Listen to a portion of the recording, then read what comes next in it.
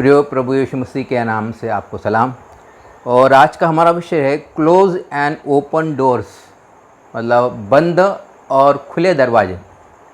पहला राजा उसका 17वां अध्याय 1 से 14 में ऐसा लिखा है कि आहाब नाम का जो राजा था वो मूर्ति पूजा करता था, वही काम करता था जो परमेश्वर के नज़र में घिनौना हुआ करता था।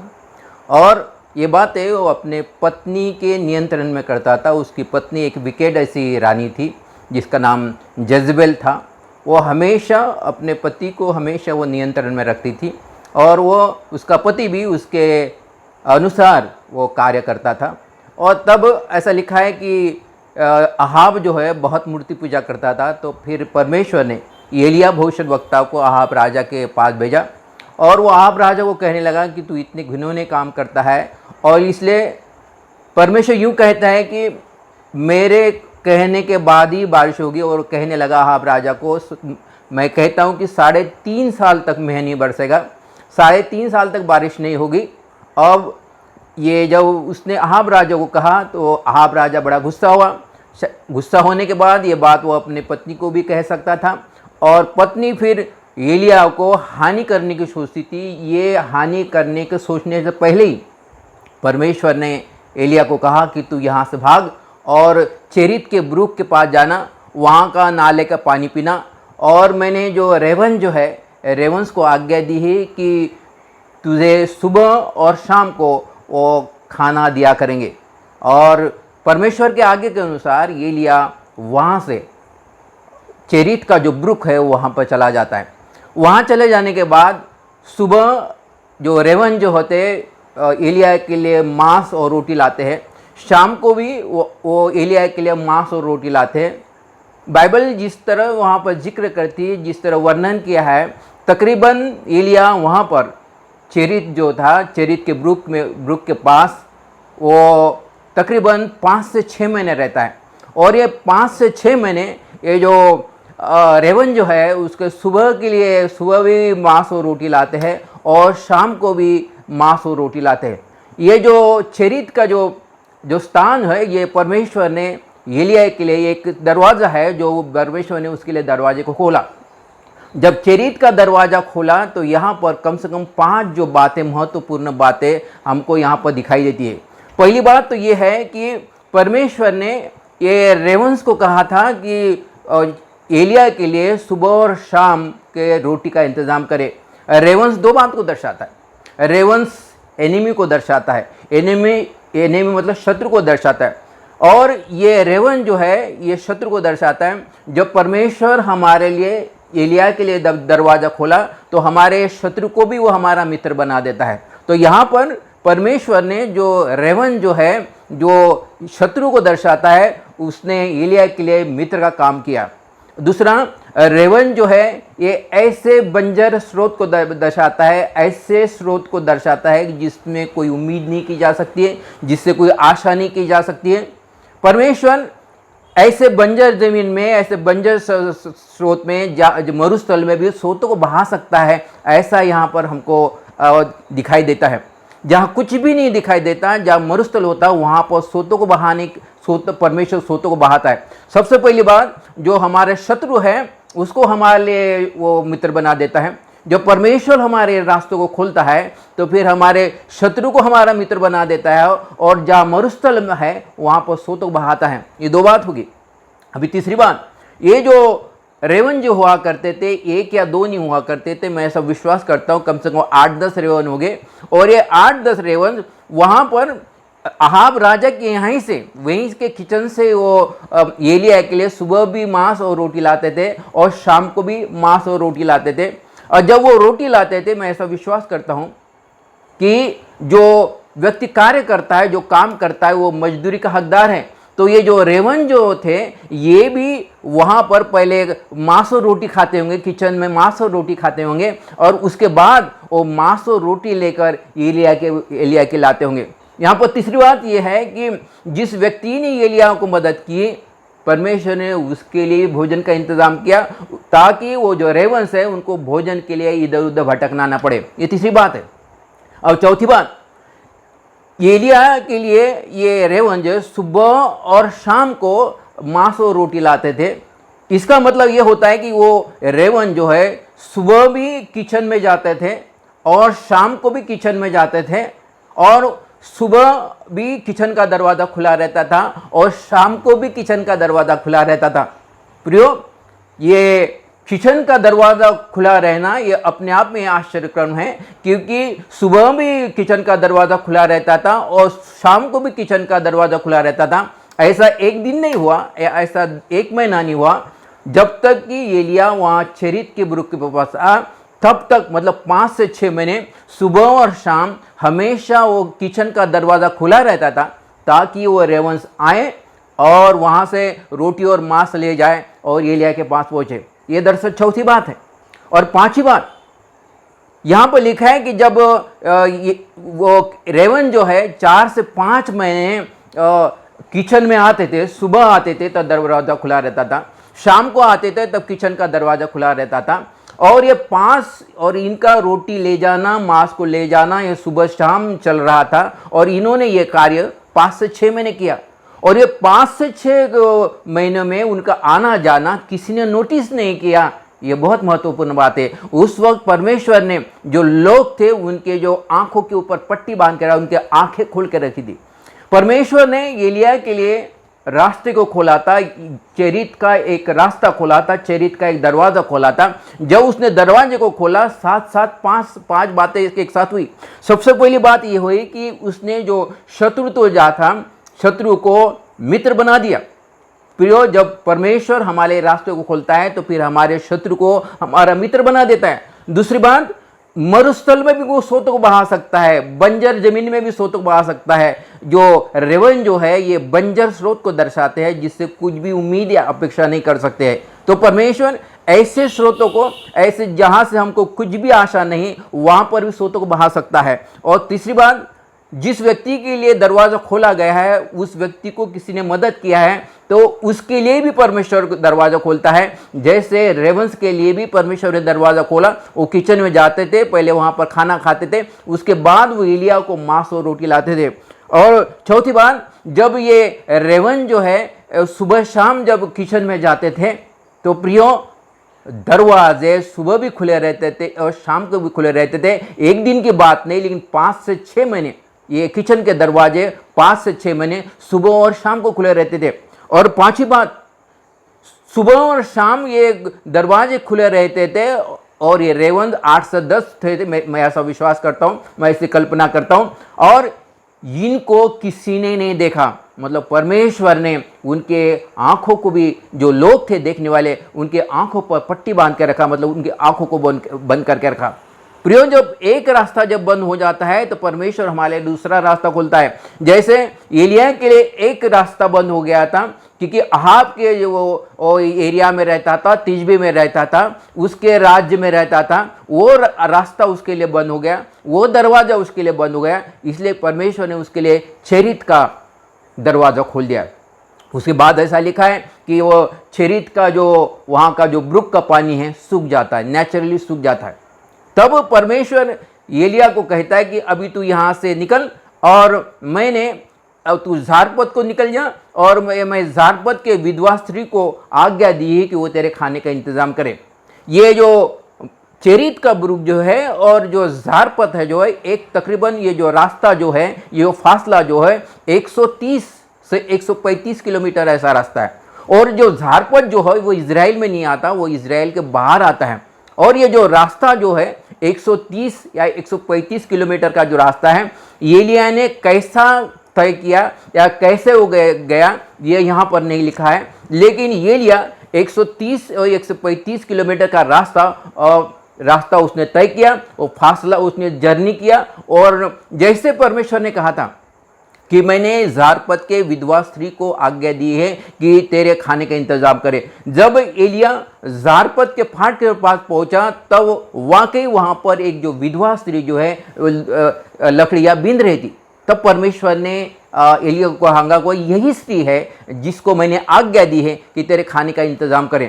तब एलिया वो विधवा स्त्री को कहता है, ए महिला तो इधर आ। तब वो महिला उसके पास आती है, क्योंकि ये एलिया बड़ा लंबा सफ़र करके वहाँ पर ज़ारपत पर पहुँचता है, तो उसको काफ़ी भूख लगी थी और उसको प्यास भी बड़ी लगी थी। और तब वो स्त्री को कहता है कि तू एक काम कर, मेरे लिए पानी को लेके आ जा, क्योंकि उसको बहुत प्यास लगी थी। जब वो पानी लाने के लिए जा रही थी तो एलिया ने उस विधवा स्त्री को कहा कि तू जा रही तो मेरे लिए थोड़ा सा एक रोटी भी बना के लाना और थोड़ा सा सालान भी लेके आना।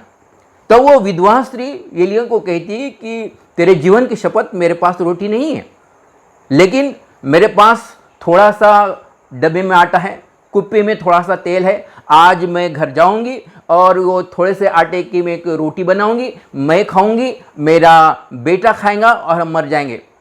जब ये ऐसी बात ये विधवा स्त्री ने एलिया को कही तो एलिया ये समझ गया कि परमेश्वर ने उसको ज़ारपत के वो विधवा स्त्री के पास क्यों भेजा। उसने ये पहचान लिया है कि परमेश्वर एक साथ दो कार्य करना चाहता है। वो मेरे लिए भी दरवाजे को खोलना चाहता है, जो चरित का जो दरवाज़ा बंद हुआ था, अभी वो मेरे लिए दूसरा दरवाज़ा खोलना चाहता है। वो मेरे लिए ज़ारपत का दरवाज़ा खोलना चाहता है, और वो भी सुपरनेचुरल दरवाज़ा खोलना चाहता है, मतलब अलौकिक ऐसा दरवाज़ा खोलना चाह रहा है। क्योंकि जो स्त्री के पास मैं पहुंचा उसके पास कुछ भी नहीं है, वो खुद असहाय है, उसके पास भी जो अनाज का जो नेचुरल सोर्स है वो बंद हो गया है। तब एलिया इस बात को समझ लिया है कि परमेश्वर यहाँ पर दो बातें करना चाह रहा है, मेरे लिए भी ये ज़ारपत का दरवाज़ा खोल रहा है, साथ साथ ये जो विधवा स्त्री जो है उसका जो दरवाज़ा बंद हो गया है, क्योंकि उसके पास अभी आटा या कुछ भी अनाज नहीं था, उस दिन का उसके पास थोड़ा सा आटा बचा था। और परमेश्वर ने उसके लिए भी, परमेश्वर की योजना थी कि उसके लिए भी दरवाज़ा खोले ताकि उसके पास भी भोजन रहे। और इसलिए एलिया ने वो स्त्री को कहा, वो विधवा स्त्री को कहा, तू जैसा कहती वैसा कर, लेकिन पहले मुझे रोटी खिला। और ये बातें फिर परमेश्वर ने उसके मन में डाली, ये भविष्यवाणी परमेश्वर ने एलिया के मन में डाली। तो एलिया कहने लगा कि पहले तू मुझे रोटी खिला, और उसके बाद इजराइल का परमेश्वर यूँ कहता है, ना तो तेरे डब्बे का आटा ना कुप्पी का तेल हो खत्म हो जाए। जब तक ये अकाल बना रहेगा, ना तो तेरे डब्बे का आटा ना कुप्पी का तेल खत्म हो जाएगा। और उस विधवा स्त्री ने एलिया के बात पे भरोसा की, वो घर गई। घर जाने के बाद उसने एक छोटी सी रोटी बनाई होंगी, उसके बाद कुप्पी का में तेल था और थोड़ी सी सालान या सब्जी बनाई होंगी। और जब उसने एक रोटी बनाई और जो सब्जी बनाई तो उसका जो बेटा जो था, वो मैं ऐसा कल्पना कर रहा हूँ कि वो बेटा देख रहा हूँगा, वो बेटे को लग रहा होगा कि मैं भूखा हूँ इसलिए मेरी माँ मेरे लिए रोटी बना रही है। और उसको ऐसा लगा कि मेरी माँ क्या करेगी, अभी आधी रोटी मुझे देंगी, आधी रोटी खुद खाएगी। लेकिन ऐसा नहीं हुआ। उस विधवा स्त्री ने क्या करी, वो एक रोटी और जो उसने सालान बनाई ये अपने कपड़े में बांधी होंगी, और अभी वो घर के बाहर जा रही होंगी। तब उसके बेटे ने अपने माँ से कहा कि माँ तू रोटी कहाँ लेके जा रही है। तब वो स्त्री ने, विधवा स्त्री ने ये बात अपने बेटे को कहेंगे कि बेटा थोड़ा सा सब्र रख, मैं ये रोटी एक परमेश्वर के दास को खिलाने वाली हूँ, उसके बाद मैं घर में आ जाऊँगी और फिर तेरे लिए भी बनाऊँगी। और जब ऐसी बातें उसने, सकारात्मक बातें और भरोसे की बातें, इजराइल के परमेश्वर पे उसने भरोसा किया, और ऐसी जब बातें वो बेटे को सुनाई तो बेटा भी कहने लगा कि ठीक है मैं सब्र करता हूँ।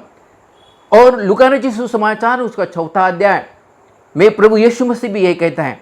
प्रभु यीशु मसीह ने कहा कि इजराइल में उन दिनों में बहुत सारी विधवाएं थी, लेकिन परमेश्वर ने एलिया को इजराइल के किसी विधवा स्त्री के पास नहीं भेजा, लेकिन परमेश्वर ने एलिया को वो ज़ारपत की स्त्री के पास भेजा, क्योंकि वो परमेश्वर पर भरोसा करने वाली थी। उसने अपने बेटे को कही होंगी कि बेटा तू सब्र कर, मैं ये जो रोटी जो बनाई हूँ मैं परमेश्वर के दास को खिलाती हूँ, उसके बाद घर आती हूँ और उसके बाद तेरे लिए बनाती हूँ और तुझे खिलाती हूँ। और तब एलिया के पास वो रोटी लेके गई और फिर उसने रोटी खाया। उसके बाद मैं ऐसा फिर से कल्पना करता हूँ कि एलिया ने उस स्त्री को कहांगा कि मैं यहाँ पर अजनबी हूँ और मुझे तेरे घर में पनाह दे। तो उस घर में उस स्त्री ने कहांगा कि ठीक है, तू अगर अजनबी है तो फिर मेरे घर में आ और तू मेरे घर में रह, रुक। और जब उसके घर में गया होगा तो उसने खटिया पे उसको बिठाया होगा और एलिया खटिया पे बैठा होगा। और जब वो खटिया पे बैठा होगा तब उसने वो स्त्री को कहा होगा कि महिला एक काम कर, अभी तू चूल्हा जला। और चूल्हा जलाने के बाद उसने कहा होगा अभी तू उस पर तवा रख। जब उसने तवा रखी और तब उसने एलिया ने वो स्त्री को कहा होगा कि अभी तू क्या कर, अपने लिए और अपने बेटे के लिए रोटी बना। वो स्त्री एलिया को ऐसा कह सकती थी कि हे परमेश्वर के दास, थोड़ा सा जो आटा था उसका तो मैंने तेरे लिए रोटी बनाई, अभी और आटा कहाँ से आया जो मैं अपने लिए और अपने बेटे के लिए रोटी बनाऊं। दरअसल उसने वैसा नहीं की। जैसे ही एलिया ने कहा कि ये स्त्री, अभी तू एक काम कर, अपने लिए और अपने बेटे के लिए रोटी बना, तो वो डब्बे के पास पहुंची, और जब वो डब्बे के पास पहुंची तो डब्बा आटे से भरा मिला। जब वो कुप्पी के पास पहुंची तो कुप्पी भी तेल से भरी हुई मिली। परमेश्वर ने सिर्फ एलिया के लिए दरवाजा नहीं खोला, लेकिन परमेश्वर ने वह विधवा स्त्री के लिए भी दरवाजा खोला जो परमेश्वर पे भरोसा करने वाली थी। प्रियो, जब एक दरवाजा खुलता है तो जब एक दरवाजा बंद होता है तो परमेश्वर हमारे दूसरा दरवाजा खोलता है। हर एक जो परमेश्वर का कहलाता है, जिसने भी प्रभु यीशु मसीह को अपना उद्धारकर्ता ग्रहण किया है, वो परमेश्वर के बेटा और बेटियां हैं, और उसके लिए परमेश्वर, अगर उसके जीवन में एक दरवाजा बंद होता है तो परमेश्वर उसके लिए दूसरा दरवाजा खोलता है। और प्रियो, ये दूसरा दरवाजा वो ऐसे अद्भुत रीति से खोलता है कि उसको कोई बंद नहीं कर सकता है, क्योंकि वो अकाल के दिनों में बड़े सुपरनेचुरली वो विधवा स्त्री के ना तो डब्बे का आटा ना कुप्पी का तेल खत्म हुआ। तकरीबन 3 साल तक एलिया उस विधवा स्त्री के यहाँ रहा, और तकरीबन 5 से 6 महीने वो चेरित के ब्रुक के पास रहा। यहाँ पर हमने एलिया के जीवन में देखे कि कैसे परमेश्वर ने जो एक दरवाजा बंद हुआ तो कैसा उसके लिए दूसरा दरवाजा को खोला। अभी हम दूसरा उदाहरण देखेंगे, हम इसहाक के बारे में देखेंगे। उत्पत्ति की पुस्तक उसका 26वां अध्याय उसके 12 वचन में ऐसा लिखा है कि इसहाक जो था गरार देश में रहने लगा, और वहां पर अकाल पड़ा था, और वहां से वो जाना चाह रहा था। तब परमेश्वर ने इसहाक को कहा कि तू इसी देश में बना रहे, मैं तुझे इसी देश में आशीषित करूंगा। और उस दिनों में इतना बड़ा अकाल पड़ा, ये नहीं लिखा है कि कितने साल का अकाल पड़ा, लेकिन भारी अकाल उस गरार देश में पड़ा था, ऐसा बाइबल कहती है। और वो अकाल में परमेश्वर ने इसहाक को कहा कि तू यहीं रुक, मैं तुझे यहाँ पर ही आशीषित करूंगा। और फिर परमेश्वर ने इसहाक को कहा कि तू ये अपने बीज को बो। और उत्पत्ति की पुस्तक 26वां अध्याय 12 वचन में लिखा है, जब बारिश नहीं हो रही थी तब इसहाक ने बोया, ऐसा लिखा है। बड़े प्रतिकूल परिस्थिति, जब पूरी जमीन जो सूखी थी, ड्राई थी, ऐसे समय में उसने बीज को बोया। परमेश्वर ने नीचे से सोते बहाया ताकि उसको 100 गुना उस साल फसल मिली। बाइबल कहती है कि जो इसहाक था उसके बाद बहुत सारा अनाज था, और गरार का देश का जो राजा था उसके बाद भी उतना अनाज नहीं था। इसलिए गरार के देश के जो लोग थे ये इसहाक के पास आए, वो कहने लगे कि हमारे पास अनाज नहीं है। तब फिर इसहाक ने उन लोगों को कहा कि मैं अपना अनाज तुमको दे दूंगा, उसके बदले में तुम मुझे अब अपना सोना चांदी दो। तो लोग अपना सोना चांदी इसहाक के पास लाने लगे, और उसके बदले में इसहाक उनको अनाज देने लगा। जब लोगों का सोना चांदी खत्म हो गया तो लोग फिर से इसहाक के पास आते हैं और उसको कहते हैं कि हमारे पास का सोना चांदी तभी खत्म हो गया, लेकिन अभी तो हमको अनाज चाहिए। तब इसहाक ने उनको कहा होगा कि तुम्हारे पास भेड़ बकरियां हैं, तुम अपनी भेड़ बकरियां मुझे दो, उसके बदले में मैं तुमको अनाज दूंगा। तो लोग अपनी भेड़ बकरियां इसहाक के पास लाने लगे, और उसके बदले में इसहाक उनको अनाज देने लगा। इस तरह लोगों के पास के भेड़ बकरियां भी खत्म हो गई। जब लोगों के पास के भेड़ बकरियां खत्म हो गई तो अबीमेलेक जो राजा है इसहाक को कहने लगा कि तू अभी, तेरे पास सोने चांदी का तू धनी हो गया, तू भेड़ बकरियों का धनी हो गया, तू नौकर चाकर का धनी हो गया, तू हमसे ताकतवर हो गया है, और तू अभी हमारे देश से छोड़कर यहाँ से चला जा। तब बाइबल कहती है कि इसहाक वहाँ से निकल ही रहा था कि उसने एक जगह पे देखा कि जो जगह उसके जो पिता जो थे अब्राहम ने कुआं खोद के रखा था, लेकिन कुआं पूरा नहीं किया था।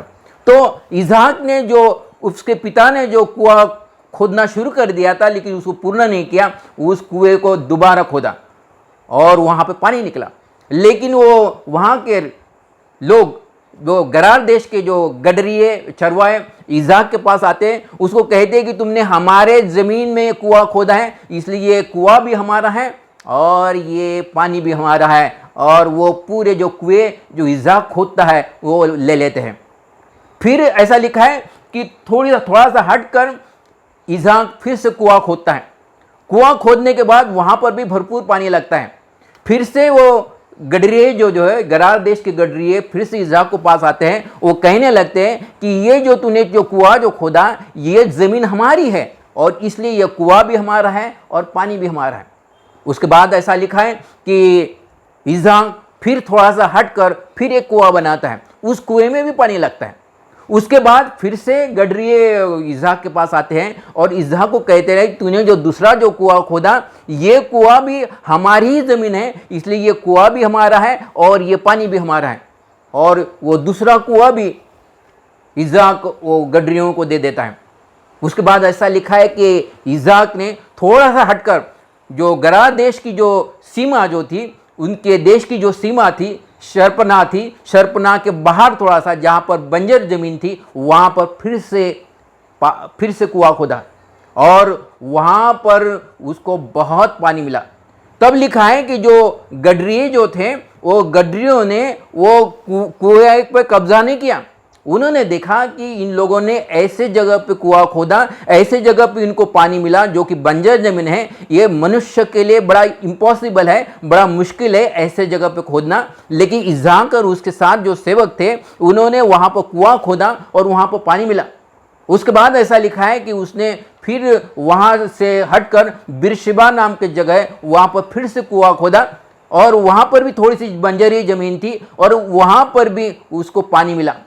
जब ये गरार देश के गडरियों ने देखे कि इन्होंने दो जगह पे बंजर ज़मीन में कुआं खोदा है और वहाँ पर भरपूर पानी मिला है, ये सिर्फ तभी हो सकता है जब परमेश्वर इनके साथ है।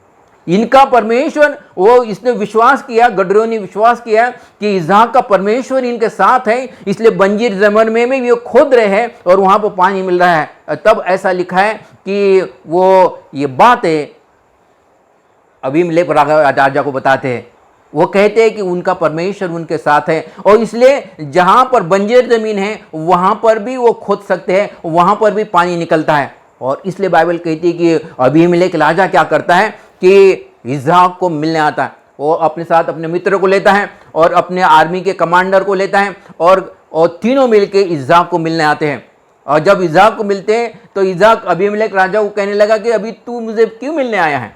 तू तो मुझसे नफरत करता है, तूने तो मुझे कहा था कि मेरे देश में मित्र है, तू यहाँ से चला जा, अभी तू मुझे क्यों मिलने आया है? तब अबीमेलेक राजा कहता है कि मैंने पता कर रहा हूँ, मैं ये निश्चय जाना हूँ, मैं विश्वास किया हूँ, ये मुझे अच्छी तरह से मालूम है कि तेरा परमेश्वर तेरे साथ है और इसलिए मैं तेरे साथ मिले इसलिए आया कि तू मेरे साथ वाचा बन, ताकि तू मुझसे हानि नहीं पहुँचाना और मैं तुझको हानि नहीं पहुँचाऊँगा।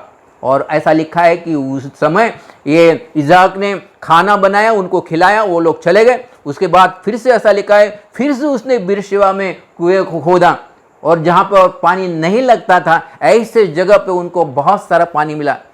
प्रियो, उसके जो कुएं उसने पहले खोदे तो जो गडरिये थे उन्होंने बंद कर दिए। मतलब जब एक दरवाज़ा बंद हुआ तो परमेश्वर ने इज़हाक के लिए दूसरा दरवाज़ा खोल दिया। जब एक कुआं जब खोदा और उसको जब उन्होंने अपने कब्जे में लिए, गडरियों ने अपने कब्जे लिए, परमेश्वर ने उसके लिए दूसरा रास्ता खोला, वहाँ पर उनको पानी मिला। जब दूसरा कुआं जब खोदा उसके ऊपर जब गडरियों ने कब्जा लिए तो परमेश्वर ने फिर से इनके लिए एक रास्ता खोला और वहाँ से फिर से उनको पानी मिला। इस तरह एक जगह पे अगर दरवाज़ा बंद हुआ तो परमेश्वर हमारे लिए दूसरा दरवाज़ा खोलता है। प्रियो, ये वो अपने लोगों के लिए करता है। मैं तो ऐसा विश्वास करता हूँ परमेश्वर एक नहीं लेकिन कई दरवाजे हमारे लिए खोलता है, क्योंकि हम उसके बेटे और बेटियां हैं, हम उसके नज़र में बहुमूल्य और अति प्रतिष्ठित हैं। बाइबल में कई उदाहरण दिए हैं, जैसे मैंने बताया कि एलिया का उदाहरण दिया है, यहाँ पर इज़हाक का उदाहरण दिया है। और मैं एक उदाहरण संक्षिप्त में देना चाहता हूँ। वो लिखा है मरकुस रचित सुसमाचार उसका 2 अध्याय और 1 से 14 में ऐसा लिखा है कि प्रभु यीशु मसीह कफरनहूम में एक जगह पे एक घर में प्रचार कर रहा था और वो जिस घर में प्रचार कर रहा था वो घर किसी और का नहीं, मैं ऐसा विश्वास करता हूँ कि वो पतरस का या पतरस के सास का घर था। वहाँ पर वो प्रचार कर रहा था। लोग इतने भीड़ वहाँ पर इकट्ठा हुई था कि कुछ लोग दरवाजे पे भी खड़े थे, कुछ लोग खिड़कियों पे भी खड़े थे और चारों तरफ लोग ही लोग थे, कोई भीतर नहीं जा सकता था, इतनी भीड़ वहाँ पर थी। लेकिन एक झोले का मारा एक व्यक्ति था जो खाट पर था, उसके 4-5 मित्र थे, उनको यकीन था, उनको भरोसा था क्योंकि अगर वो अपने मित्र को प्रभु यीशु मसीह के पास लाए तो प्रभु यीशु मसीह उसको 100% चंगा करेगा। और इसलिए वो वहाँ पर घर के पास आते हैं। घर के पास आने के बाद देखते हैं कि वहाँ पर तो कहीं जगह नहीं है, तो वो घर के ऊपर चढ़ते हैं। घर के ऊपर चढ़ने से वहाँ पर खपरेल निकालते हैं और वहाँ पर दरवाज़ा बनाते हैं। वो जो उनका मित्र रहता है, वो मित्र को वो वहाँ से छप्पर से और नीचे लाते हैं और खाट पर प्रभु यीशु मसीह के सामने रख देते हैं। वो उस बात को देखकर दरअसल ये लोग बड़े अचंभित हो जाते हैं कि ये क्या हो रहा है। उनके सर पर कुछ कचरा भी गिरा होगा, प्रभु यीशु मसीह के सर पर भी कचरा गिरा होगा। प्रभु यीशु मसीह भी अचंभित हुआ होगा, बाकी के लोग भी अचंभित हुए होंगे, क्योंकि ये क्या हो रहा है। उन्होंने देखा कि ऊपर से किसी ने छत को खोला है और किसी व्यक्ति को ऊपर से नीचे लाया है। सब लोग अचंभित किए होंगे। और प्रभु यीशु मसीह ने कहा कि तुम्हारे विश्वास से तो उसके दोस्तों को कहने लगा कि तुम्हारे विश्वास से ये चंगा हो गया है। और उस झोले के मारे को कहा कि तू उठ, खड़ा हो और अपने घर को चला जा। बाइबल कहती है कि जब वो चंगा हो गया, जो खिड़की के लोग बैठे थे उन्होंने भी देखा कि अरे चंगा हो गया। जो दरवाजे के सामने के कुछ जो लोग खड़े थे उन्होंने भी देखा कि ये चंगा हो गया। ये बाहर तक मैसेज पहुंच गया था कि एक व्यक्ति चंगा हो गया। और प्रभु यीशु मसीह ने कहा कि उसको जाने दो। जब लोग दरवाजे पे खड़े थे वो वहां से हट गए। आया तो था वो छप्पर के रास्ते से, लेकिन जब गया तो उस दरवाजे पे गया जो बंद था, क्योंकि प्रभु यीशु मसीह ने वो दरवाजे को खोल दिया। प्रियो, एक दरवाजा जो छप्पर का दरवाजा जहां से वो आया था वहां पर उसको बंद कर दिया गया था उसके मित्रों ने, लेकिन जब बाहर निकला तब वो उस दरवाजे से निकला जो दरवाजा बंद था।